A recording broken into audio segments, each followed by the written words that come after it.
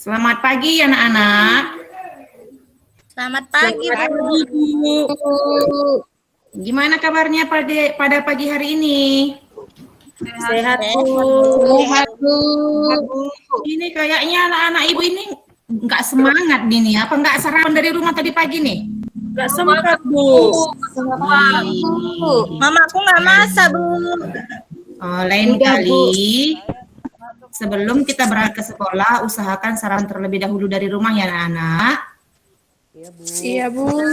Nah, pada pagi hari ini, sebelum kita memulai pelajaran kita, ada baiknya kita berdoa terlebih dahulu.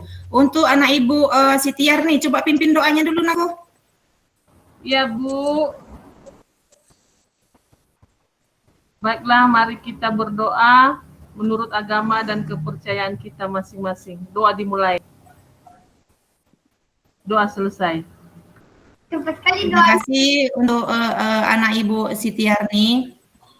Sekarang, sebelum kita memulai pelajaran kita, ibu absen terlebih dahulu.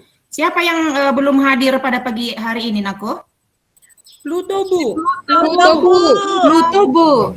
Oh, saya lihat tadi ada anak ibu yang terlambat ini, si Zai tadi nih. Dari mana tadi Zai? Nggak singgah-singgah tadi di jalan kan? Sebentar aja tadi, Bu. Oh, untuk besok janganlah seperti itu ya nak.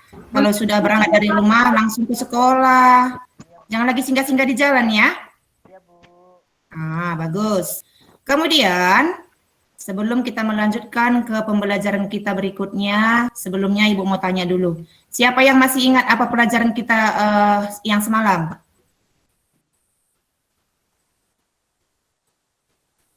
Saya, Bu. Ya, ayo. Fungsi-fungsi tulang, Bu. Fungsi-fungsi tulang, bagus. Berikutnya ya, nilai. Mana ini nilai nih? Saya, Bu. Ya. Apa pelajaran kita semalam, nak? Mengenai organ gerak manusia, Bu. Mengenai organ gerak manusia. Jadi manusia itu bergerak dengan apa? Kaki, Bu. Bagus. Nah, kemudian untuk robasa, mana robasa ini? Hadir kan? Hadir, Bu. Nah, pelajaran kita yang semalam, apa yang kamu ketahui, nak? Apa yang masih kamu ingat? Atau sudah lupa? Mengenai organ gerak manusia, Bu. Organ gerak manusia. Manusia itu bergerak dengan apa? Tadi Nila Dengan katanya tulang, dengan Bu. kaki. Dengan apa? Dengan tulang? Ya, Bu. Dengan kaki, tangan. Kaki. Nah, jadi kalau tangan itu anak Ibu Mita itu untuk bukan untuk berjalan, memang bergerak. Kalau kita mau mengambil sesuatu memang kita memerlukan tangan. Tapi kalau bergerak itu berjalan itu biasanya menggunakan kaki. Nah, bagus. Nah, kemudian sekarang pelajaran kita adalah tentang lingkungan dan manfaatnya. Ini tema kita pada pagi hari ini. Kemudian, adapun pelajaran kita yang mau kita pelajari pada pagi hari ini adalah macam-macam kelainan pada organ gerak pasif. Apa Ibu bilang tadi, Naku? Macam-macam kelainan pada organ gerak pasif. Iya, pada organ gerak pasif atau tulang. Nah, sebelum kita melangkah ke berikutnya, coba kamu perhatikan yang Ibu tampilkan yang di depan ini. Halo, Yaitu kelainan pada organ gerak pasif atau disebut tulang. Nah, perhatikan gambar kakek pengrajin gerabah.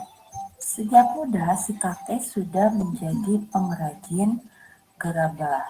Namun sayangnya si kakek melupakan waktunya untuk beristirahat, yang pada akhirnya si kakek mengalami kelainan atau gangguan terhadap tulang yang disebut sebagai organ gerak pasif.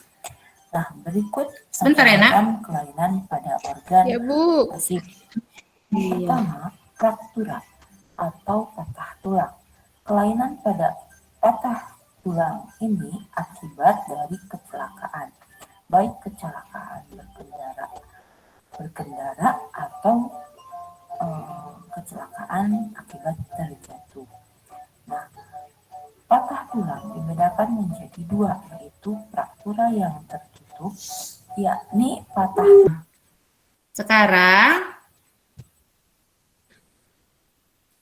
kita melihat organ-organ atau macam-macam kelainan pada organ pasif pada tulang, ya, pada tulang. Sekarang kita lihat yang pertama dulu ya, Nak.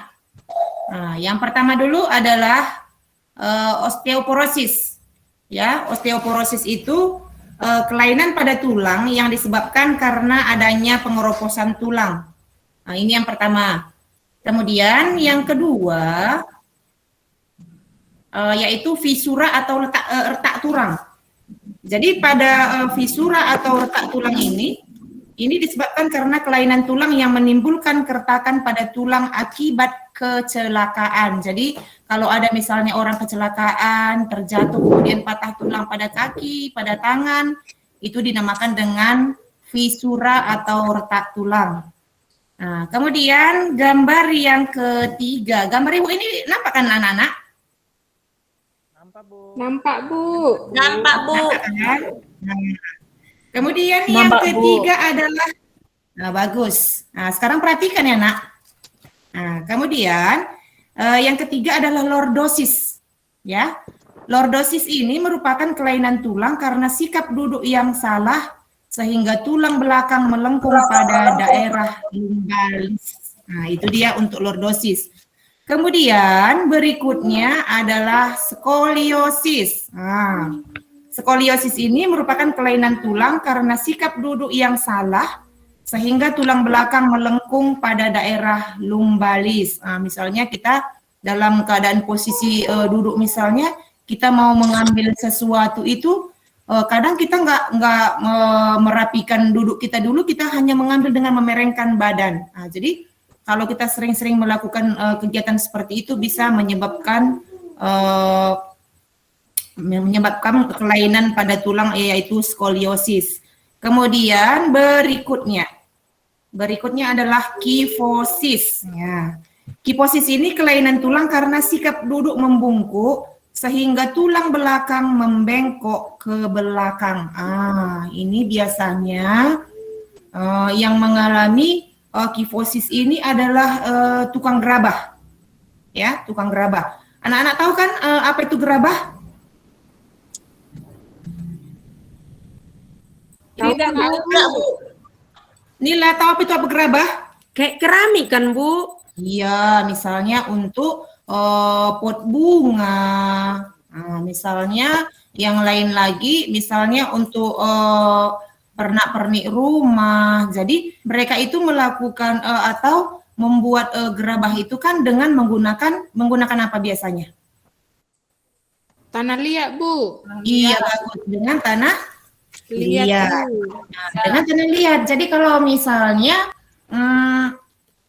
tukang gerabah ini melakukan atau membuat barang-barang yang harus dibuatnya, mereka cenderung membuatnya itu dalam keadaan bungkuk.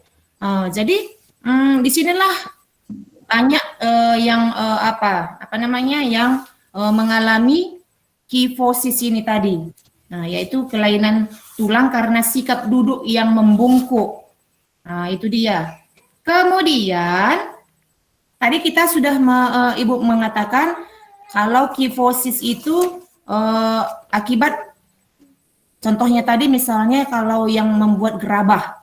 Ya, jadi gerabah ini atau tadi kan gerabah ini terbuat dari tanah liat, ya. Tanah liat ini tidak hanya bisa kita pergunakan untuk membuat gerabah. Nah, jadi di sini bisa juga kita membuat misalnya bentuk macam-macam penyakit tulang ini tadi dengan tanah liat. Nah, kita ambil tanah liat kemudian kita bentuk. Bagaimana dia bentuknya manusia yang mengalami kelainan pada misalnya fraktura, misalnya skoliosis, kifosis, atau lordosis, bisa kita buat dari tanah liat. Anda lihat nanti di sini Ibu minta supaya nanti kamu membuat 3 macam model sederhana mengenai penyakit tulang ini tadi, sebanyak 3 macam. Misalnya untuk penyakit tulang lordosis, bagaimana bentuknya, dibuat dia melalui tanah liat tadi. Kemudian yang kedua nanti skoliosis, dan ketiga nanti kifosis. Jadi untuk untuk menggunakan tanah liat tadi itu nanti tugasmu, ya.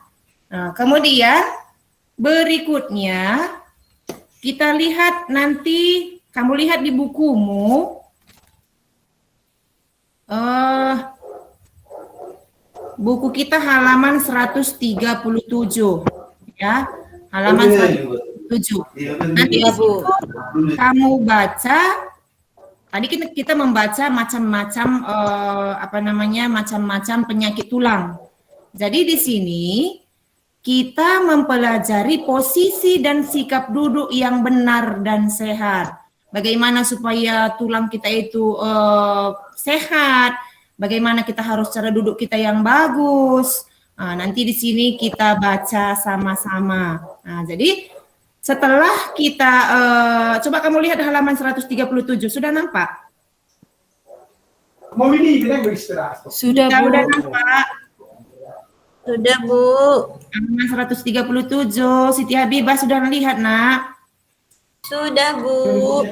Jadi di situ coba dibaca sebentar dalam hati. Ibu kasih kesempatan, silakan.